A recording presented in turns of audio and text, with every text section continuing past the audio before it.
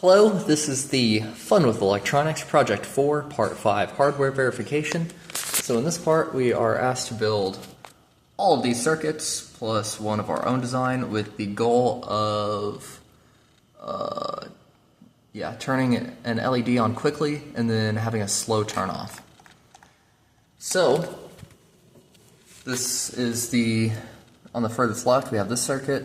Next to the left, second or middle one, second from the right, and then the rightmost is my design. So I'm just going to kind of go through and move my power supply along all three. Set up for 9 volts for all of them. So you can see with the first one, when I hit it, the LED turns on immediately. When I turn it off, LED fades out. Cool. When I go to the next one, turn it on, LED turns on quickly, and then fades out. Go to the third one. LED kind of flickers alive, but it was pretty quick. Then I turn off, and it turns off pretty quickly. Probably due to not using a big enough capacitor. And then we move this guy, which is called Nate's design on the manual. We flip it on, turns on immediately. Flip it off, and it staggers its way off very, very slowly. Cool. So I'm going to actually explain my design a little bit and kind of what is going on, or at least what I think is going on.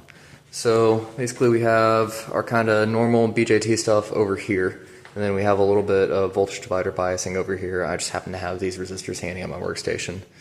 And then I was really wanting to use an inductor because I don't see them a whole lot outside of like transformers and relay coils. I don't actually use just an inductor component very often, so I was wanting to.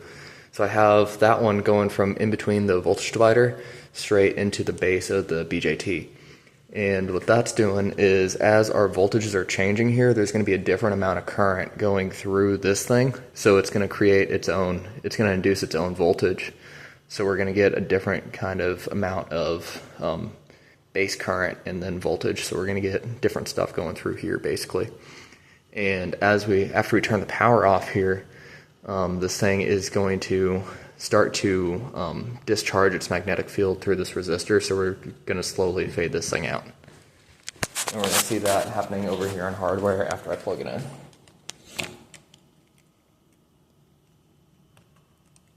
It's plugged in, so I fire it on. LED turns on immediately. Sorry about the camera angle. Then I turn it off, and the LED fades out. Awesome.